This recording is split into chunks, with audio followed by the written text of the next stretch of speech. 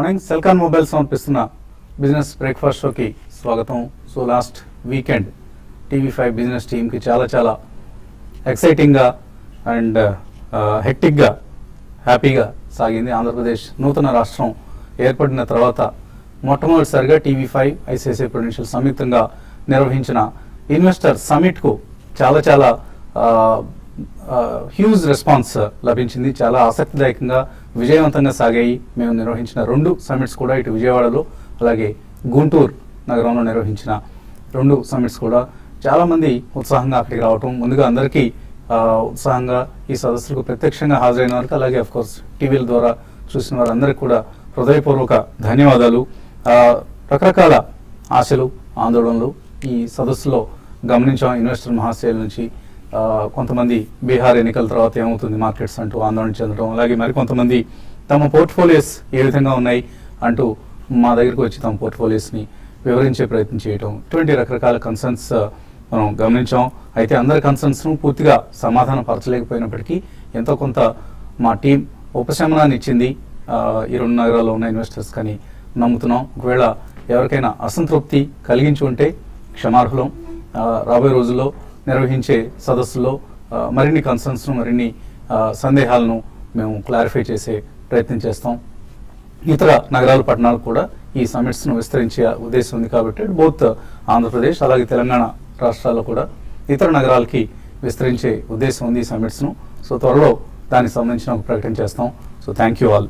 ఇక మార్కెట్స్ విషయానికి వస్తే బీహార్ పోల్స్ అలాగే గ్లోబల్ అన్సర్టెంటీ ఈ 2 కూడా మన మార్కెట్స్ మీద ప్రభావం చూపిస్తున్న అంశాలు. ఈ ఉదయం ఈ మండే మార్నింగ్ మాత్రం ఏషియన్ మార్కెట్స్లో కొంత వీక్ ట్రేడింగ్ ట్రెండ్ కనిపిస్తుంది. చైనీస్ పిఎంఐ డేటా డిసప్పాయింట్ చేయడంతో చైనా మార్కెట్స్ నష్టాల్లో ఉన్నాయి. లాస్ట్ ఫ్రైడే కూడా యుఎస్ మార్కెట్స్ నష్టాలతో ముగిశాయి. సో ఇవన్నీ మార్కెట్స్ను కొంత నెగిటివ్ ఓపెనింగ్కు ఇవాళ మార్కెట్స్ సిద్ధమవుతున్నట్లుగా మనకు స్పష్టమవుతుంది. సో నిఫ్టీ 8100 లెవెల్ కిందనే మనం చూసాం 8065 దగ్గర క్లోజ్ అయింది. సో ఇవాళ కూడా మరొక 10-20 పాయింట్ల నష్టంతో ఓపెన్ అయ్యే అవకాశాలు కనిపిస్తున్నాయి. అండ్ వీకెండ్లో వెలువడిన ఎర్నింగ్స్ కూడా ఈ డిసప్పాయింట్మెంట్కు ఈ నెగిటివ్నెస్కు కొంత కారణంగా చెప్పుకోవచ్చు. ITC LNT 2 heavy weight stocks నిఫ్టీలో. సో 2 కంపెనీస్ కూడా డిసప్పాయింట్ చేశాయి. అంతకుముందు మనకు ప్రైవేట్ బ్యాంక్స్ యాక్సిస్ బ్యాంక్ లాంటివి డిసప్పాయింట్ చేయటం. అయితే అఫ్కోర్స్ ఐసిఐసిఐ బ్యాంక్ రిజల్ట్ చాలా పాజిటివ్గానే వచ్చింది. In fact definitely better than Q1 numbers అలాగే బెటర్ దాన్ యాక్సిస్ నెంబర్స్. ఇప్పుడు ఐసిఐసిఐ తర్వాత ఐఓబి ఐడిఎఫ్సి మాత్రం మళ్ళీ డిసప్పాయింట్ చేశాయి. సో ఇలా ఒక మిక్స్డ్ ట్రెండ్ కనిపిస్తుంది మనకి రిజల్ట్ పరంగా. ఫార్మాలో కూడా in fact select pharma companies disappoint చేసే మార్క్ కావచ్చు, లూపిన్ కావచ్చు, గ్లాక్సో ఇటువంటి కంపెనీస్. అఫ్కోర్స్ అంతకుముందు మనకి డాక్టర్ రెడ్డిస్ లాంటి కంపెనీస్ చాలా స్ట్రాంగ్ రిజల్ట్స్ పోస్ట్ చేసిన. సో ఇలా మిక్స్డ్ బ్యాక్గా ఉంది. ఓవరాల్గా majority of the companies disappoint చేస్తాయి. సో Q2 ఎర్నింగ్స్ సంబంధించి ఇవాళ ఫైనాన్షియల్ ఎక్స్ప్రెస్లో కూడా India Inc's Q2 results show it's no closer to recovery. ఇప్పట్లో రికవరీ సాధ్యపడదు, ఇంకా టైం పడుతుంది, చాలా టైం పడుతుంది అంటూ టాప్ లైన్స్ బాగా టాప్ లైన్ అంటే సెల్లింగ్ ఫిగర్స్, రెవెన్యూ ఫిగర్స్ చాలా పూర్గా ఉంటున్నాయి. అలాగే గైడెన్స్, ఎలాంటి గైడెన్స్ మనం చూసాం, బోత్ రెవెన్యూ గైడెన్స్ అలాగే ఫ్రెష్ ఆర్డర్ ఇన్ఫ్లో గైడెన్స్ 2 కూడా వీక్గా ఉంటాయి. రెవెన్యూ గైడెన్స్ అయితే 15% నుంచి 10 to 15% తగ్గించింది. అలాగే ఫ్రెష్ ఆర్డర్ గైడ్లైన్స్ని 15% నుంచి ఓన్లీ 5 to 7% ఉండొచ్చు అంటూ చెప్పడం జరిగింది. సో ఇదంతా కూడా ఎకానమీ ఇంకా రికవరీ బాట పట్టలేదు మంది. ఓన్లీ మిగతా ఎకానమీస్తో కంపేర్ చేస్తే బాగానే ఉన్నప్పటికీ మన ఎకానమీ ఇంకా పుంజుకోవాల్సి ఉంది, వేగం పుంజుకోవాలి, వృద్ధి రేటు ఇంకా పెరగాల్సి ఉంది. ఇవన్నీ జరగడానికి ఇంకా టైం పడుతుందన్న అంశానికి సంకేతాలుగా మనం తీసుకోవాల్సి ఉంటుంది. సో ఈ నేపథ్యంలో ఇతర గ్లోబల్ మార్కెట్స్తో కంపేర్ చేస్తే ఇండియన్ మార్కెట్స్ అండర్ పెర్ఫార్మ్ చేస్తున్నాయి. సో ఓవరాల్గా డెవలప్డ్ మార్కెట్స్ అవుట్ పెర్ఫార్మ్ చేస్తున్నాయి ఎమర్జింగ్ మార్కెట్స్తో పోలిస్తే. Even with in the emerging markets మన ఇండియన్ మార్కెట్స్ ఇంకా అండర్ పెర్ఫార్మ్ చేస్తున్నాయని చెప్పుకోవచ్చు. లాస్ట్ అక్టోబర్లో మనం ఫిగర్స్ చూస్తే బోత్ ఎక్స్పైరీ అయిపోయి మనకు నవంబర్ సిరీస్లో ప్రవేశించాం కాబట్టి అక్టోబర్ సిరీస్ ఒకసారి చూస్తే డౌ జోన్స్ 8.5% పెరిగింది, S&P 8.3% పెరిగింది, నాస్డాక్ 9.4% పెరిగింది. అంటే American markets one of the best markets అని చెప్పుకోవచ్చు. అక్టోబర్ లాస్ట్ 4 yearsలోనూ లేనంత బెటర్ పెర్ఫార్మెన్స్ చూసాం. అలాగే ఫుట్సీ 5% పెరిగింది, షాంఘై 10.8% పెరిగింది చైనీస్ మార్కెట్. ఫుట్సీ అయితే ఇన్ఫాక్ట్ జూలై 2013 తర్వాత బెస్ట్ మంత్గా అక్టోబర్ని చెప్తున్నారు. ఈ నేపథ్యంలో ఎన్ఎస్ఈ నిఫ్టీ మాత్రం 1.47% మాత్రమే పెరిగింది. ఈవెన్ నికీ లాంటి మార్కెట్తో కంపేర్ చేసినా 8% పెరిగిన జపనీస్ మార్కెట్తో కంపేర్ చేసినా కూడా మనం చాలా అండర్ పెర్ఫార్మెన్స్ కనిపిస్తోంది. ప్రధానంగా దీనికి కారణం కార్పొరేట్ ఎర్నింగ్స్, రెండవది బీహార్ ఎన్నికల్లో ఏమవుతుందన్న కొంత కన్సర్న్స్. ఈ కాషస్ అప్రోచ్ కారణంగానే మనకు మార్కెట్స్లో ఒక సబ్జ్యూడ్ పెర్ఫార్మెన్స్ చూస్తున్నాం. మేబీ నవంబర్ సిరీస్లో అయినా మార్కెట్స్ కోలుకుంటాయేమో చూడాలి. అలాగే కెఫే కాఫీ డే కంపెనీ మనకు కాఫీ డే ఎంటర్ప్రైజెస్ పేరుతో ఇష్యూ లిస్టింగ్ ఇవాళ అవుతోంది. ఈ మధ్య పబ్లిక్ ఇష్యూకి వచ్చిన కంపెనీ, 322 రూపాయలు షేర్ ప్రైస్ ఆఫర్ చేసిన కంపెనీ. సో మేబీ ఎటువంటి రెస్పాన్స్, ఎందుకంటే ఇష్యూకి ఐపీఓ పరంగా పెద్దగా అంతగా రిటైల్ ఇన్వెస్టర్స్ నుంచి, హెచ్ఎన్ఎస్ నుంచి అంతగా రెస్పాన్స్ రాలేదు. ఓన్లీ క్యూఐబీ పోర్షనే 2 to 3 times సబ్స్క్రైబ్ అయింది. మేబీ లిస్టింగ్ ఏ విధంగా ఉంటుంది, ఎందుకంటే ఇండిగోకి చాలా చాలా హ్యూజ్ రెస్పాన్స్ వచ్చింది. అలాగే ఎస్హెచ్ కేల్కర్ ఇష్యూకి మంచి రెస్పాన్స్ వచ్చింది. కానీ కాఫీ డే ఇష్యూ కొద్దిగా వీక్గా రావడం చూసిన రెస్పాన్స్. ఇవాళ లిస్టింగ్ ప్రైస్ ఎలా ఉంటుందన్నది ఆసక్తిదాయకం. మార్కెట్స్ పరిస్థితి గురించి మాట్లాడేందుకు మనతో ఎనలిస్ట్ సిద్ధంగా ఉన్నారు. విజయవాడ, గుంటూరు పర్యటన తర్వాత కూడా మళ్ళీ ప్రేక్షకులను కలవాలనే ఉద్దేశంతో ఉత్సాహంగా ఇచ్చేశారు. థ్యాంక్ యూ ఎనలిస్ట్ బాలా గారు, రాజేంద్ర గారు. సో ఇటువంటి రెస్పాన్స్ గమనించారు విజయవాడ, గుంటూరులో? బ్రహ్మాండంగా ఉందండి. We are really overwhelmed. ఎందుకంటే మనకి 2 నగరాల్లో ఎస్పెషల్లీ సాటర్డే సండే అది నాన్ వర్కింగ్ డేస్ అండి. కానీ టైం తీసుకుని అందరూ కూడా చాలా ఆసక్తిదాయంగా రావడం అండ్ వాళ్ళ డౌట్స్ ఏదైనా ఉంటే క్లియర్ చేసుకోవడం. అండ్ జనరలీ మనం గమనించిన 2 చోట్ల కూడా ఇట్ వాజ్ ఎక్స్ట్రీమ్లీ బుల్లిష్ అండి. గతంలో లాగా చిన్న ఇన్వెస్టర్స్ ఎవరైనా కానీ ఒక చిన్న ఈవెంట్ కూడా భయపడి మార్కెట్స్కి రాకుండా ఉండాలి, దూరంగా ఉండాలి అని అనుకునేవాళ్ళు. బట్ దిస్ టైం మనం వాళ్ళని క్వశ్చన్ చేసినప్పుడు కూడా బీహార్ ఎలక్షన్ తర్వాత ఏదన్నా ఒకవేళ నెగిటివ్గా ఎన్డీఏకి వస్తే ఏం జరుగుతుందంటే అందరూ కూడా ఎక్స్ట్రీమ్లీ బుల్లిష్ ఉన్నారు. అది చిన్న తాత్కాలికంగా ఉంటాయండి కరెక్షన్స్, అది కూడా మాకు ఈ మధ్య కాలంలో తెలిసి వస్తుందని చెప్పడం అనేది ఇట్స్ వెరీ ఎంకరేజింగ్ అండి. సో డెఫినెట్లీ మనకి 2 విజయవాడ, గుంటూరులో వచ్చిన రెస్పాన్స్కి వీఆర్ రియలీ గ్రేట్ఫుల్ అండి. అండ్ పోను ఇటువంటివి చిన్న చిన్న ఒడిదుడుకులు వస్తుంటాయి. తప్పకుండా మదుపరులు అందరూ కూడా ఈక్విటీ మార్కెట్స్లో కొంత సొమ్ము కేటాయించి లాంగ్ టర్మ్కి ఇన్వెస్ట్ చేసుకుంటే మంచిది అని మనం చెప్పడం, వాళ్ళు కూడా అటువంటి స్పందన చూపించడం అనేది it's really great. So we are really overwhelmed and thank you very much.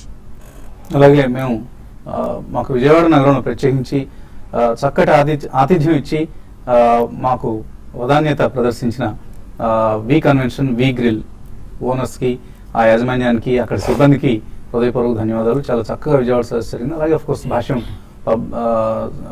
Public స్కూల్లో కూడా అక్కడి వారు ఆడిటోరియంని మాకు స్పాన్సర్ చేసి కార్యక్రమం విజయవంతంగా జరగడానికి సహాయం చేశారు. సో వారికి కూడా ధన్యవాదాలు తెలియజేసుకున్నాం.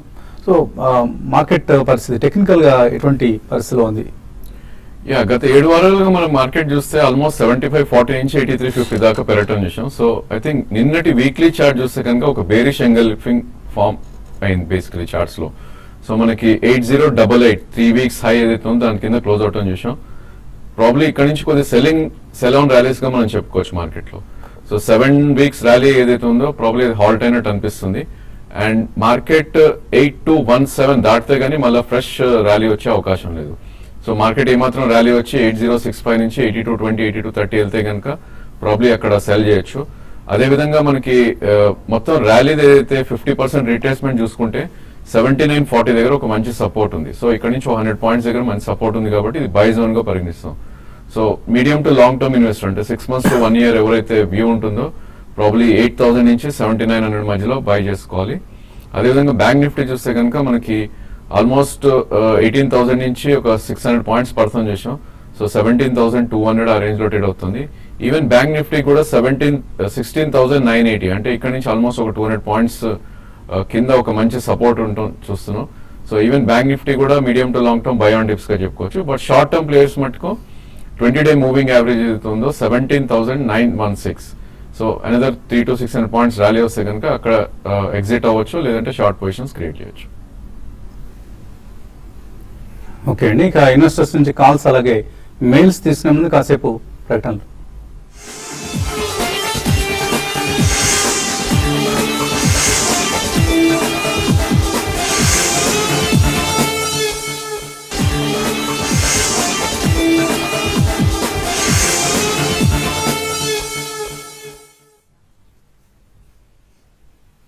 సిలికాన్ మొబైల్ సమర్పిస్తున్న బిజినెస్ బ్రేక్ఫాస్ట్ షోకి తిరిగి స్వాగతం. కాలర్స్ లైన్ ఉన్నారు. మొదటి కాలర్ కరీంనగర్ నుంచి Srinivas. Hello sir, good morning sir. Good morning, అడగండి సార్. ఎల్ఎన్టీ ఈ ప్రైస్ లో ఎంటర్ కావచ్చు సార్? నేను లాంగ్ టర్మ్ కోసం 2-3 years కోసం తీసుకుందాం అనుకుంటున్నాను. ఎలాంటి రిజల్ట్ వీక్గా రావడం చూసాం, గైడెన్స్ Yeah. ప్రత్యేకించి వీక్గా ఉంది. ఈ నేపథ్యంలో ఇంకా తగ్గుతుంది అనుకుంటున్నారా, లేకపోతే ఇక్కడ తీసుకోవచ్చా? ప్రాబ్లీ ఒక స్లైట్ కరెక్షన్ మేబీ 5 to 7% ఉండొచ్చండి. మేజర్ కరెక్షన్ అయితే కనిపించలేదు. ఎందుకంటే మనకి ఒక స్టేట్మెంట్ కూడా వచ్చింది, బీహార్ ఎలక్షన్ తర్వాత రిఫార్మ్స్ ప్రాసెస్ అనేది చాలా స్పీడప్ చేస్తామని చెప్పి. So I think definitely next 1 week తర్వాత ఎలక్షన్ రిజల్ట్స్ వచ్చిన తర్వాత తప్పకుండా ఫస్ట్ ప్రైస్ పాయింట్ లో కొనండి. 2-3 years అంటున్నారు కాబట్టి యాక్చువల్లీ ఎలాంటి మన ఇండియన్ ఇన్ఫ్రాస్ట్రక్చర్ కి ప్రాక్సీ నెంబర్ 1 కంపెనీ కాబట్టి 5-7% కరెక్షన్ లో ఫస్ట్ ప్రైస్ పాయింట్ లో కొనుక్కుని, ఇన్ కేస్ ఒకవేళ మార్కెట్ బాగా వీక్ అయి 10 to 15% మధ్యలో కరెక్షన్ వస్తే సెకండ్ ప్రైస్ పాయింట్ లో డెఫినెట్లీ కొనండి. తర్వాత గుంటూరు నుంచి వీరారెడ్డి. హలో హలో, అడగండి Veerareddy. Eros International just dial ఈ లెవెల్లో కొనుక్కోవచ్చండి? సో ఈ రెండు కూడా బాగా కరెక్ట్ కావడం చూసాం, Eros international and just dial. Definitely avoid చేయాలండి. షార్ట్ టర్మ్ కోసం అయితే ప్రాబ్లీ స్టాక్ మనం ఈరోస్ ఇంటర్నేషనల్ చూస్తే కనుక 640 నుంచి ఆల్మోస్ట్ 276 అంటే హాఫ్ కింద పడిపోవడం చూసాం. సో ఇలాంటి స్టాక్స్ ప్రాబ్లీ రికవర్ అనేది చాలా స్లోగా అవుతుంటాయి. బట్ మీరు 1 to 2 years వ్యూ ఉంటే కనుక డెఫినెట్లీ ఫస్ట్ ప్రైస్ పాయింట్ కి ఇక్కడ తీసుకోవచ్చు. అండ్ 230-35 వస్తే కనుక మేబీ సెకండ్ ప్రైస్ పాయింట్ లో తీసుకోవచ్చు. అదేవిధంగా ఇట్లాంటి స్టాక్స్ లో ట్రేడింగ్ స్టాప్ అనేది పెట్టుకోవాలి. 215 కింద క్లోజింగ్ బేసిస్ స్టాప్ లాస్ పెట్టుకోండి. జస్ట్ డైల్ కంప్లీట్లీ అవాయిడ్ చేయండి. ప్రాబ్లీ స్టాక్ చూస్తే కనుక టోటల్ అండర్ పర్ఫార్మ్ చేస్తుంది compare to Nifty. So definitely just dial మాత్రం కంప్లీట్లీ అవాయిడ్ చేయండి. ప్రొద్దుటూరు నుంచి వెంకటేశ్వర్లు. హలో నమస్తే, అడగండి వెంకటేశ్వర్. అడగండి.